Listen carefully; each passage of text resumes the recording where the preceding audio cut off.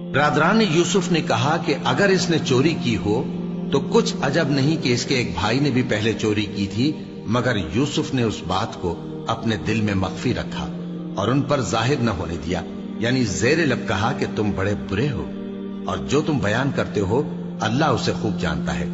وہ کہنے لگے کہ اے عزیز، اس کے والد بہت بوڑھے ہیں اور اس سے بہت محبت رکھتے ہیں، تو اس کو چھوڑ دیجئے اور اس کی جگہ ہم میں سے کسی کو رکھ لیجئے، ہم دیکھتے ہیں کہ آپ احسان کرنے والے ہیں۔ یوسف نے کہا کہ اللہ پناہ میں رکھے کہ جس شخص کے پاس ہم نے اپنی چیز پائی ہے اس کے سوا کسی اور کو پکڑ لیں، ایسا کریں تو ہم بڑے بے انصاف ہیں۔ آخر جب وہ اس سے نا امید ہو گئے تو الگ ہو کر صلاح کرنے لگے۔ سب سے بڑے نے کہا، کیا تم نہیں جانتے کہ تمہارے والد نے تم سے اللہ کا عہد لیا ہے اور اس سے پہلے بھی تم یوسف کے بارے میں قصور کر چکے ہو؟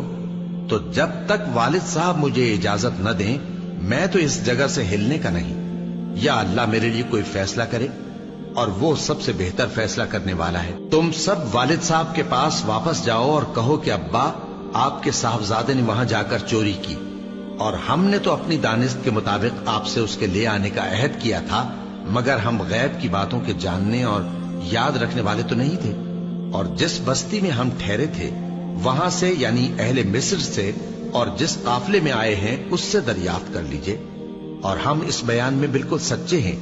جب انہوں نے یہ بات یعقوب سے آ کر کہی تو انہوں نے کہا کہ حقیقت یوں نہیں ہے، بلکہ یہ بات تم نے اپنے دل سے بنا لی ہے، تو صبر ہی بہتر ہے۔ عجب نہیں کہ اللہ ان سب کو میرے پاس لے آئے، بے شک وہ علم والا ہے، حکمت والا ہے۔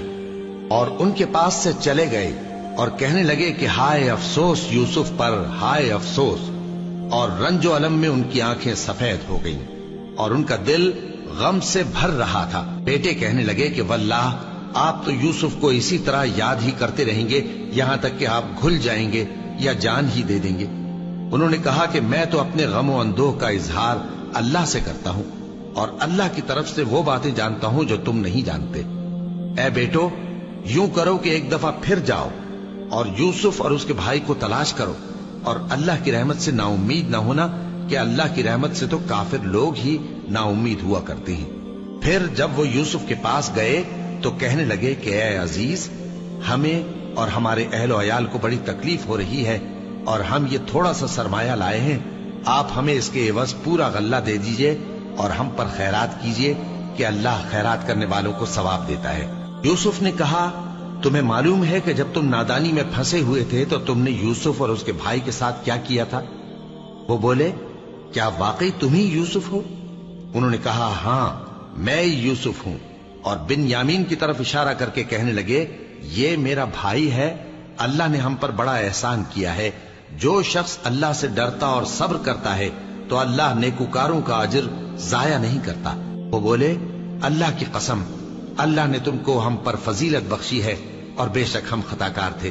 یوسف نے کہا کہ آج کے دن تم پر کوئی ملامت نہیں، اللہ تم کو معاف کرے اور وہ سب سے بڑھ کر رحم کرنے والا ہے۔ یہ میرا کرتا لے جاؤ، پھر اسے والد صاحب کے منہ پر ڈال دینا تو وہ بینا ہو جائیں گے، اور اپنے تمام اہل و عیال کو میرے پاس لے آؤ۔ اور جب قافلہ مصر سے روانہ ہوا تو ان کے والد کہنے لگے کہ اگر مجھ کو یہ نہ کہو کہ بوڑھا بہک گیا ہے تو مجھے تو یوسف کی بو آ رہی ہے۔ وہ بولے کہ واللہ آپ اسی قدیم غلطی میں مبتلا ہیں۔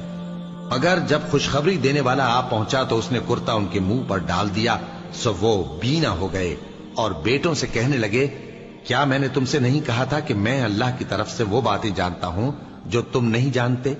بیٹوں نے کہا کہ ابا، ہمارے لیے ہمارے گناہ کی مغفرت مانگیے، بے شک ہم خطا کار تھے۔ فرمایا، میں اپنے پروردگار سے تمہارے لیے بخشش مانگوں گا، بے شک وہ بخشنے والا ہے، مہربان ہے۔ پھر جب یہ سب لوگ یوسف کے پاس پہنچے تو انہوں نے اپنے والدین کو اپنے پاس جگہ دی اور کہا، مصر میں داخل ہو جائیے، اللہ نے چاہا تو امن و امان سے رہیے گا۔ اور اپنے والدین کو تخت پر بٹھایا اور سب ان کے آگے سجدے میں گر پڑے۔ اور اس وقت یوسف نے کہا، ابا جان، یہ میرے اس خواب کی تعبیر ہے جو میں نے پہلے بچپن میں دیکھا تھا۔ میرے پروردگار نے اسے سچ کر دیا اور اس نے مجھ پر بہت سے احسان کیے ہیں کہ مجھ کو قید خانے سے نکالا اور اس کے بعد کہ شیطان نے مجھ میں اور میرے بھائیوں میں فساد ڈال دیا تھا، آپ کو گاؤں سے یہاں لایا۔ بے شک میرا پروردگار جو چاہتا ہے تدبیر سے کرتا ہے، وہ علم والا ہے، حکمت والا ہے۔ جب یہ سب باتیں ہو لیں تو یوسف نے اللہ سے دعا کی کہ اے میرے پروردگار، تو نے مجھ کو حکومت سے نوازا اور خوابوں کی تعبیر کا علم بخشا۔ اے آسمانوں اور زمین کے پیدا کرنے والے، تو ہی دنیا اور آخرت میں میرا کارساز ہے۔ تو مجھے دنیا سے اپنی اطاعت کی حالت میں اٹھائیو اور آخرت میں اپنے نیک بندوں میں داخل کیجو۔ اے پیغمبر، یہ اخبار غیب میں سے ہیں جو ہم تمہاری طرف بھیجتے ہیں۔ اور جب برادران یوسف نے اپنی بات پر اتفاق کیا تھا اور وہ فریب کر رہے تھے تو تم ان کے پاس تو نہ تھے، اور بہت سے آدمی گو تم کتنی خواہش کرو ایمان لانے والے نہیں ہیں، اور تم ان سے اس خیر خواہی کا کچھ صلہ بھی تو نہیں مانگتے۔ یہ قرآن اور کچھ نہیں تمام جہانوں کے لیے نصیحت ہے، اور آسمان و زمین میں بہت سی نشانیاں ہیں جن پر سے یہ گزرتے ہیں اور ان کو نظر انداز کر دیتے ہیں، اور یہ اکثر اللہ پر ایمان نہیں رکھتے مگر اس کے ساتھ شرک بھی کرتے ہیں۔ تو کیا یہ اس بات سے بے خوف ہیں کہ ان پر اللہ کا عذاب نازل ہو کر ان کو ڈھانپ لے، یا ان پر ناگہاں قیامت آ جائے اور انہیں خبر بھی نہ ہو؟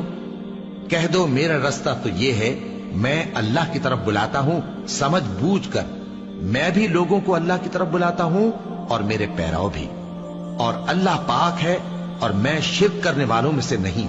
اور ہم نے تم سے پہلے بستیوں کے رہنے والوں میں سے مرد ہی بھیجے تھے جن کی طرف ہم وہی بھیجتے تھے۔